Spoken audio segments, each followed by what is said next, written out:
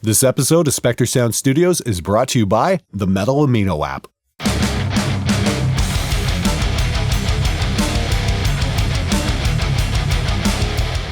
Hey everybody, how's it going? Welcome to episode 37 of SMG Viewers Comments.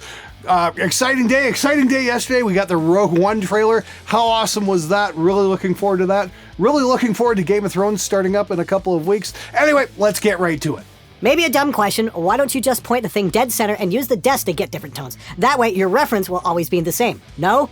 Not necessarily a dumb question, a naive question, absolutely. I mean, I was guilty of that precise thing when I first started up back in the mid-90s with my own studio. You know, cranked my distortion to 10, put the speaker dead, or put the mic dead center in the speaker. Yeah, no, don't do that. That's a bad thing.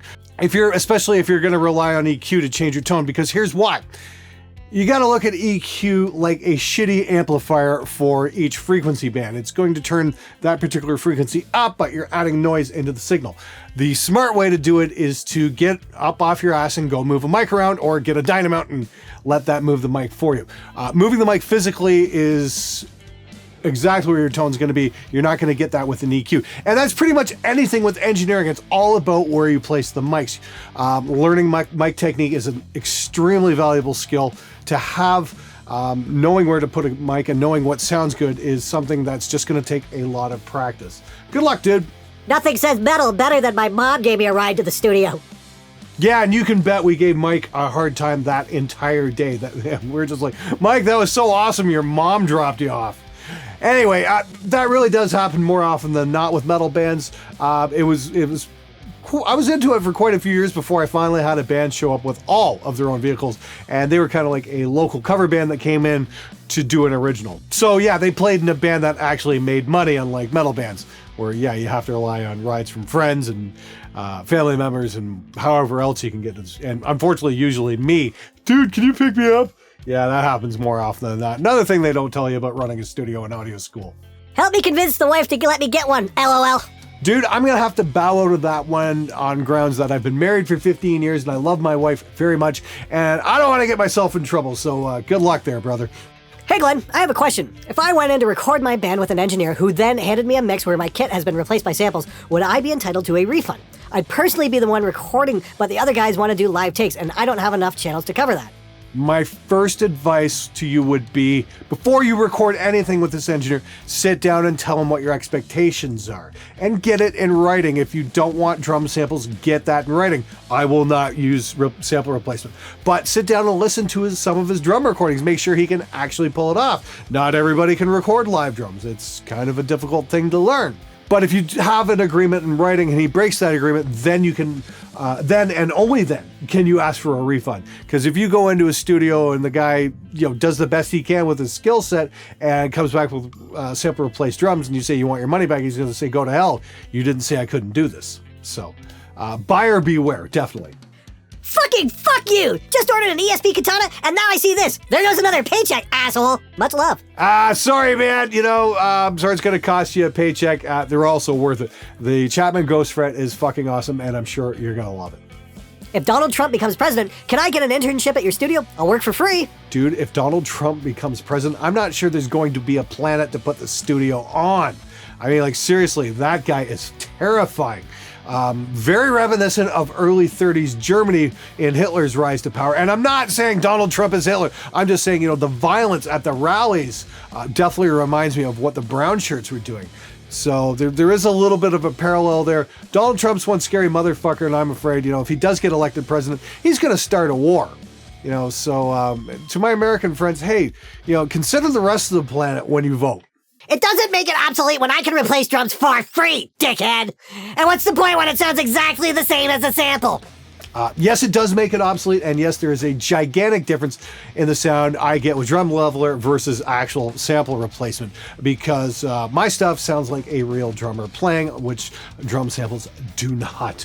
I have an issue with staying motivated to keep playing. I've tried to shred, it isn't just working, probably due to my shit guitar, and I can't even seem to get down to being a rhythm guitarist. I do play bass, and I picked it up quickly, but it's getting dull as I don't know where to start for further improvement. I'm lost and getting bored. Should I invest in new gear for a more interesting tone and cool toys to play with, or risk finding idiots to play with? Intelligent people are difficult to find. I'm only 17 and soon to be active duty Army, just for perspective. Yeah, unfortunately, it's not the guitar, it's the player. If you're having a hard time getting motivated, find a girlfriend and wait till she dumps you. Believe me, you'll have all kinds of things to write. Worked for Fleetwood Mac, worked for No Doubt, seriously. Relationships are why men write songs. You know, the best advice I can give you is put in your absolute best effort. And just put time in. As you develop muscle memory in your hands, you'll find you can explore more ideas and the motivation increases. But you just have to develop those skills a little bit.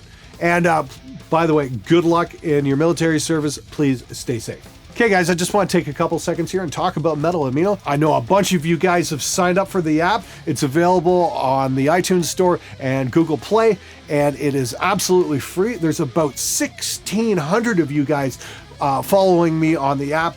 And the app is just awesome. It's metal themed. You know, there's chat rooms. There's actually a Glenn Frickard chat room, which was started up by Brent Duckin, who's a big fan of the channel. Thanks so much, Brent. And, there's other things. There's polls and articles and all kinds of metal related stuff. I'm on there constantly posting my videos, and I drop into the chat room from time to time as well, so you can check me out there. Be sure to check out the Metal Amino app. It's absolutely free. Take a look. It's freaking awesome. Thanks, Glenn. Great video. I'm learning about audio engineering at my school and use some of these techniques in my final project and used your video to explain it to the teacher. Well, thanks so much for writing. I hope that was a high school course, because if a college level professor doesn't understand what's going on when you move the mic from speaker to speaker when recording guitar, you should probably get a better professor.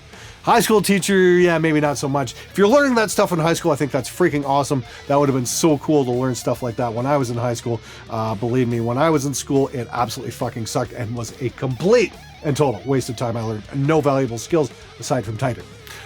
But thank you so much for writing it. That really makes it worth it when I get letters like this.